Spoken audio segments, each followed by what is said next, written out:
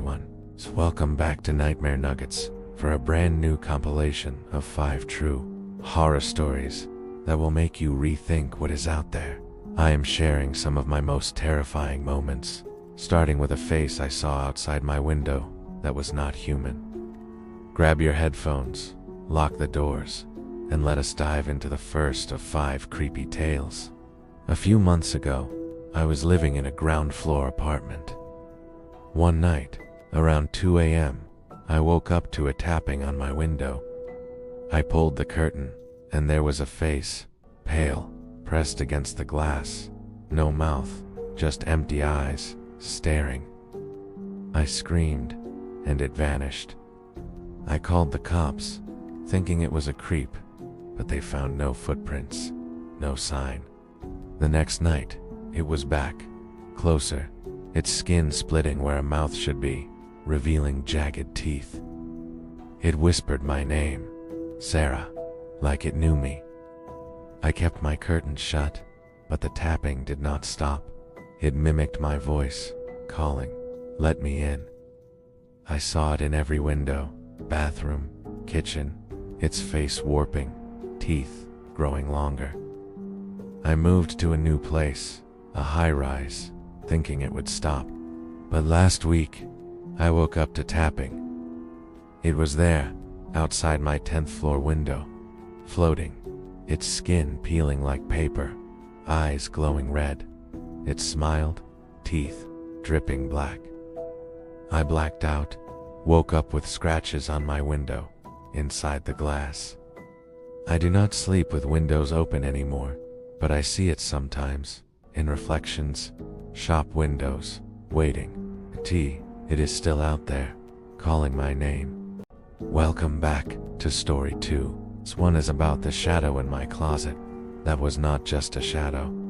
It is the kind of thing that makes you afraid to open doors. So let us get into it.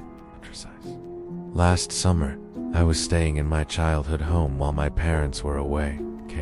My old bedroom had this creaky closet door that never stayed shut.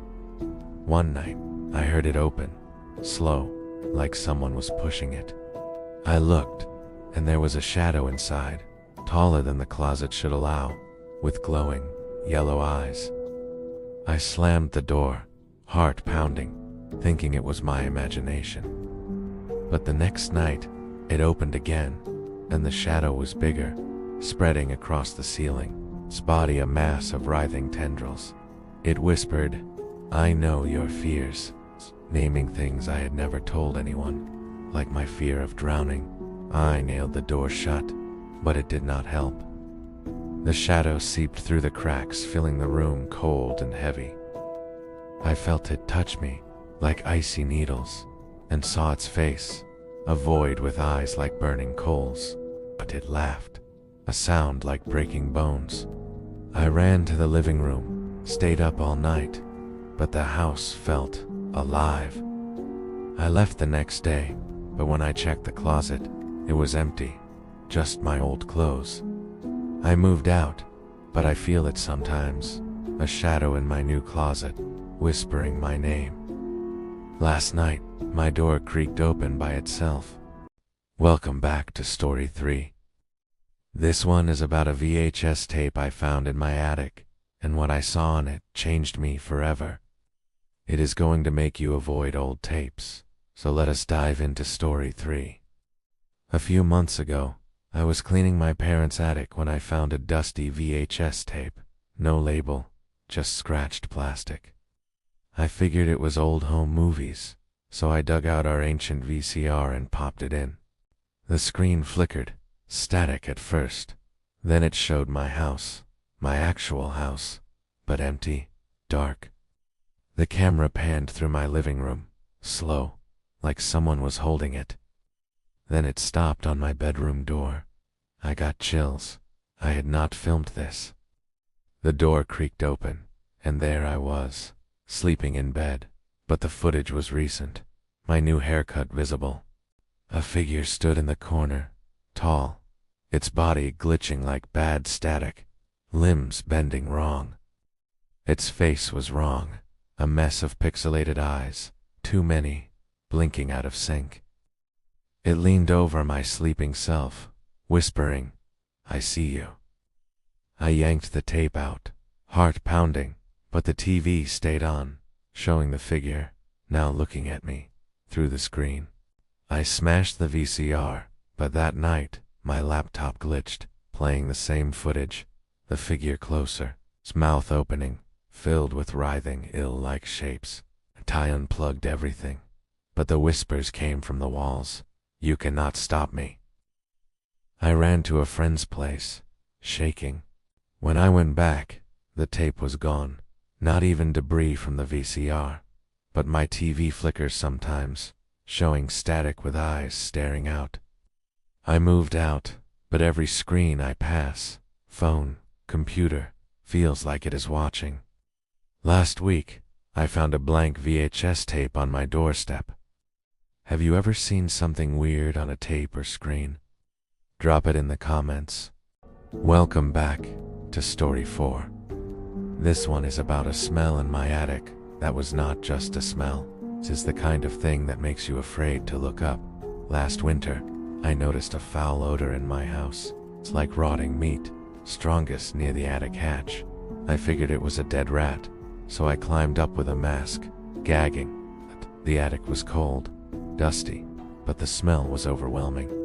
In the corner, I found a lump, pulsating like a heart, covered in slick, gray flesh. I froze. It was not an animal. A K whispered, "Mark, you found me."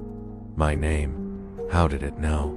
The K's surface split, revealing insectoid limbs, twitching, and a face, half-formed, with too many eyes.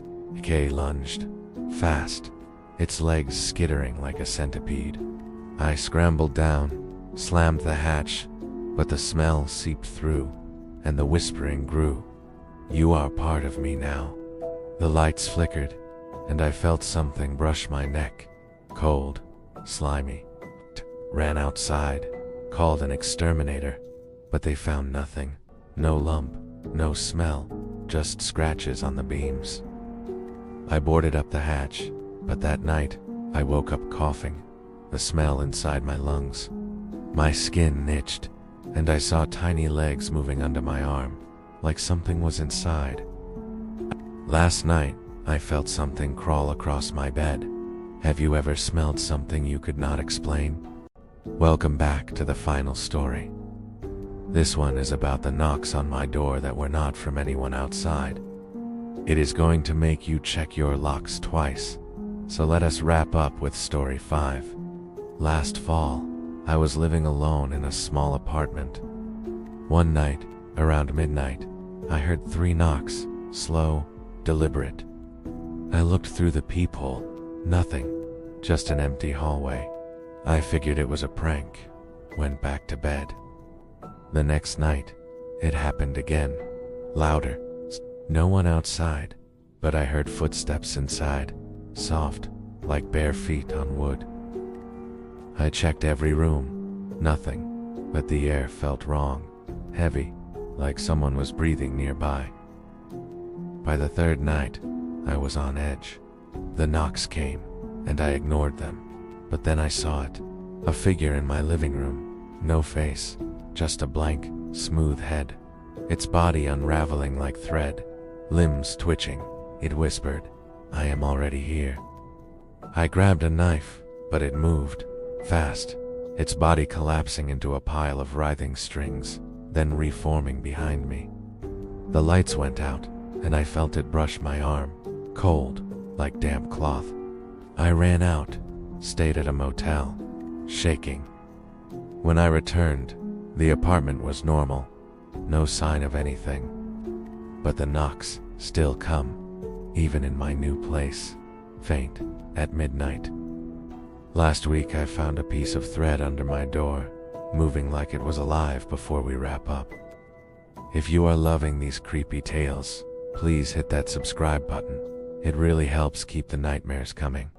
Smash the like button if this story freaked you out, and drop a comment with your own scary experiences. I read every single one. And do not forget to click the notification bell, so you never miss a new compilation. we have plenty more horror to share.